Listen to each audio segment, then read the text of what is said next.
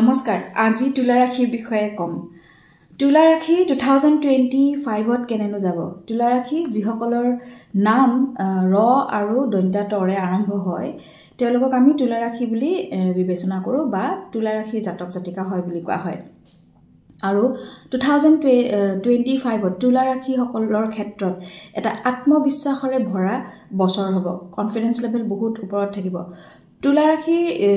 যেটো ৰাশি হয় ৰাশিৰ ৰাস্যাধিপতি হয় শুক্ৰ গ্ৰহ আৰু শুক্ৰ গ্ৰহ সদায় আমি এটা শুভ গ্ৰহ বুলি মানে বিবেচিত হয় এষ্ট্ৰলজিক্যালি পইণ্ট অফ ভিউৰ পৰা এই বছৰটোত যদি আপোনাৰ হৰণিত বা কুষ্ঠিত শুভ গ্ৰহৰ দশা অন্তৰ্দশা আৰু প্ৰত্যন্তৰ দশা চলি আছে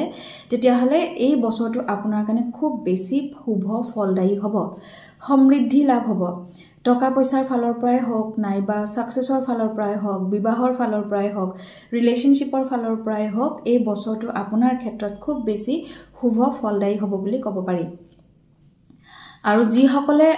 কম্পিটিটিভ এক্সামৰ কাৰণে পঢ়ি আছে বা প্ৰতিযোগিতামূলক পৰীক্ষাত পাছ কৰি চৰকাৰী চাকৰিৰ কাৰণে চেষ্টা কৰি আছে বা বিভিন্ন কলেজ বা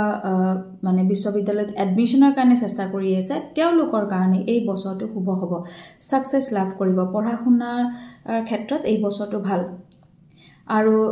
বিশেষকৈ বুদ্ধি বিবেকেৰে কাম কৰিলে এই বছৰটোত বহু কাম ভবাতকৈ সোনকালে শেষ হ'ব খং কমাই চলিব মানে এই বছৰটোত আগতেও কৈছো বহু ক্ষেত্ৰত খং কমাই চলিলে ভাল বছৰৰ শেষৰ ফালে গৃহত মাংগলিক কৰ্ম অনুষ্ঠান হ'ব পাৰে মানে ধৰক ঘৰত বিয়া পেন্ডিং আছে বা পৰিয়ালত কিবা কৰিম বুলি ভাবি আছে বহুত দিনৰ পৰা কৰিব পৰা নাই তেতিয়া হলে এই বছৰটোৰ শেষৰ ফালে তেনেকুৱা ধৰণৰ কৰ্ম আপোনালোকৰ ঘৰত অনুষ্ঠিত হ'ব স্বাস্থ্যৰ ক্ষেত্ৰত কিছু সাৱধানে চলিব লাগিব স্বাস্থ্যত বিভিন্ন ধৰণৰ বাধা আহিব পাৰে বেমাৰ আজাৰে দেখা দিব পাৰে অসুবিধা পাব পাৰে আৰু পুৰণি কোনো বেমাৰে হয়তো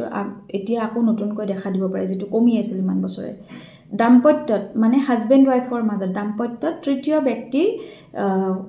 ব্যক্তি যিকোনো হ'ব পাৰে তৃতীয় ব্যক্তিৰ ফলত কাজিয়া পেচাল বেছি হ'ব পাৰে আৰু মনোমালিন্য হ'ব পাৰে লগতে ভুল বুজাবুজি চেষ্টা